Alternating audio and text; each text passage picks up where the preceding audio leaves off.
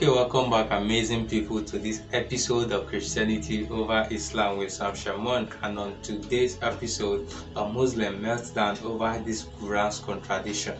Let's get the details from this amazing video.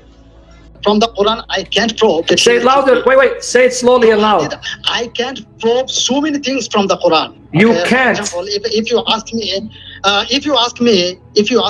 what is how many percentage of zakat from the Quran? Prove to me. I can prove it. You can't, if right? You ask me what is jizya from the Quran? Prove it. I can. Quran is not. Quran has not explained everything. But I want everyone to hear. You're going too fast now. You cannot prove from Quran Jibreel is an angel, and there's a lot of things you cannot prove from the Quran, like zakat. Okay, can you do me a favor? Go to Surah Al-Yusuf, chapter 12, ayah 111. That there was certainly in their stories a lesson for those of understanding. Never was the Quran a narration invented, but a confirmation of what was before it, and a detailed explanation of all things. Good. And guidance and mercy for a people who believe. Okay, now your translation just said the Quran is a detailed explanation of all things. It explains everything in detail, right? Let me explain this. Please don't explain. Can you first tell me before you explain? Let me tell you because let me tell you. Chapter.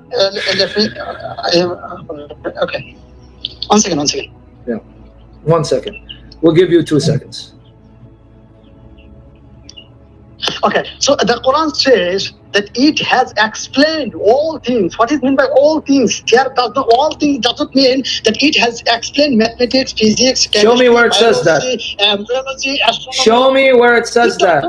Okay, one more time. Let me tell you. No, hold on, wait. Show me where the Quran says all things doesn't mean mathematics and science, geography and history. Show me where the Quran says that doesn't mean that. Don't tell me your explanation. I don't care for your tafsir. Show me in the Quran where it says all things doesn't include math, science, history, and my birth certificate. Show that to me. Yeah. Quran's why Quran has been revealed? Quran has been revealed for guidance. So it has explained all things regarding to. All things regarding what? To guide. You're breaking up. All things regarding what? So you're saying it explains all things concerning the guidance, right? Yeah, all things concerning the guidance, because Quran is for guidance. Okay. So all things regarding to guidance. Okay, and that's part of the guidance? Okay, let's go with that. We got it. Okay, isn't it part of the guidance for you to be rightly guided, to know about the angels? Isn't it part of the guidance to be rightly guided, to know about the exact amount of zakat? Isn't it part of the guidance to know the guidance? How many times to pray? So show me that in the Quran. Because you just said, listen, you just said to everyone, all things means it will explain all things about the guidance. But part of the guidance includes how to pray, when to pray, how much zakat to give, who are the angels. Show me that information from the Quran. Now show me from the Quran that Gabriel is an angel, and how much zakat you pay, and how many times you're supposed to pray, and how. Because you just said all things means the guidance. Show that to me. Okay, let me explain again. So if I want to go to Makkah, for example, I am from Bangladesh. So if I want to go to Makkah, and one of my friend, he said to me, if he says to me that you have to go in that way, okay? And if I go to Makkah in that way, so that means he has guided me how to go. Only he has told that way you can go. So I have to go with the way you go to Jannah. He did not say so, okay? Okay, the way you go to Jannah, to guide you to Jannah, you have to do what Allah commands you. You want to go to Jannah, you have to pray. You don't go to Jannah if you don't pray. Okay, so let me finish the point. If prayer is part of the guidance to Jannah, then the Quran says it will explain all things in detail about prayer. Now show me where the Quran explains all things in detail about how to pray, because prayer is your way to Jannah, it's your guidance to Jannah. Show me in the Quran where it explains all things about zakat, because zakat is your guidance to Jannah. Show me where the Quran explains all things about Hajj, because going to Hajj is your guidance to Jannah. And then show me where the Quran explains all things about the angels, because part of your iman is to believe in the angels. My Quran has guided that I have to go to Makkah, go to Hajj if I have capacity. Quran has guided that I have to pray. And does it tell you how?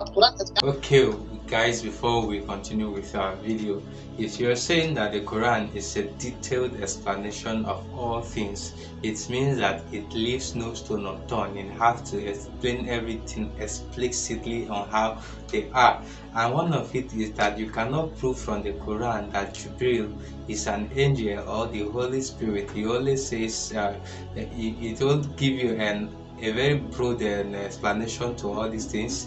The amount of time and how to pray was not mentioned in the Quran. You have to go outside the Quran to get all these details. Like the children of Adam and Eve, the person who killed the other, you cannot get the details of it except you go to the Bible. The Bible will give you the details explanation of what transpired between these two and who killed the other person.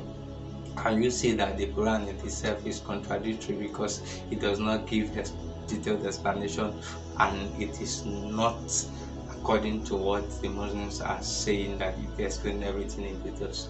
Let's get back to this video to get more details. And this is the guidance. No, it says explain all things in detail. It says explain everything in detail, not general. You said it. You just told everyone all things in detail mean the guidance. Now when I say give me the details, it just says you need to do Hajj, so it's general. No, the ayah said it explains everything in detail. You said everything means the guidance, it's going to explain it in detail, but you failed to give me the details, so the Quran is wrong.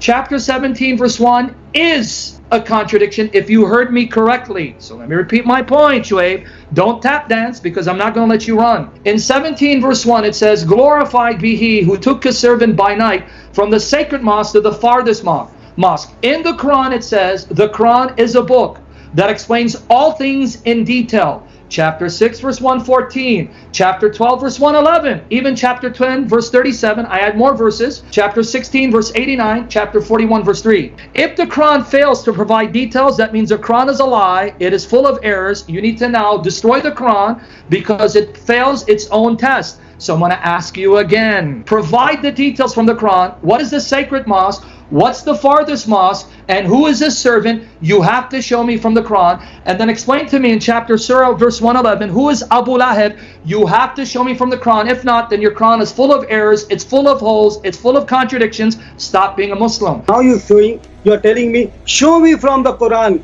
where it is in detail. Show me from the Quran where it is in detail. Quran mentions in chapter 16 verse number 43. Fas'alu ahli dhikri in kuntum la ta'lamun. Fas'alu ahli dhikri in kuntum la ta'lamun. Ask the people who know if you don't know. Ask the people who know if you don't know. If you want to know anything, ask the expert.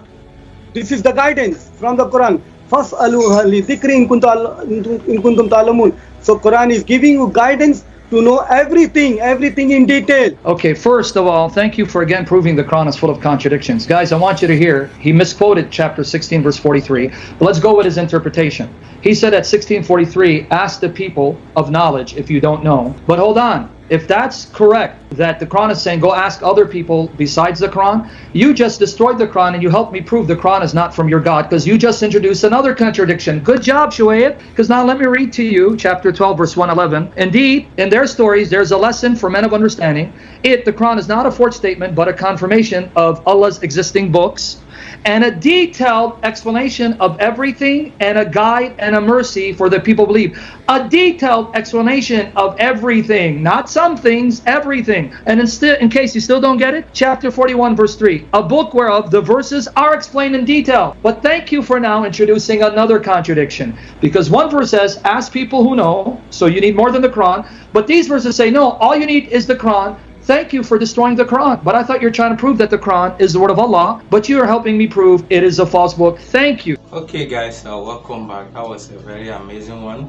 If the Quran says that you should ask the people who knows, and then the Quran is complete, and you're saying that the Quran is complete in itself, it shows that it is a lie, because it is a contradiction of what it is written in the Quran, which says that it is a detailed explanation of all things. If the Quran failed to explain everything in detail, then the Quran is a lie and had failed its own test. That was a punchline from Shamoun. and then you cannot prove from the Quran who Angel Gabriel is, and then the amount of time you are to pray and how to pray. And can you see, guys, from this amazing debate that there are a lot of contradictions from the Quran, and this is just a few that Shamoun was able to point out. There are a lot of them that, if time permits, you can go on and on and on, and you can see that the Quran is contradiction of what it tells you. And one of them I made mention earlier, which is the case of the children of Adam and Eve. They had no name, and then who killed who. If you go to the Bible, it gives you details explanation of what happened, what transpired between these two, and their names are Cain and Abel, and it was Cain that killed Abel, but it was not stated so in the Quran. This is another litmus test to prove that Prophet Muhammad just packed things and ideas from the Bible and then dumped them in the Quran without any verification to what he's teaching his people. Guys, let's know what you think in the comment section, and also don't forget to subscribe to the channel and also share our videos with your friends and your family. See you in our next videos.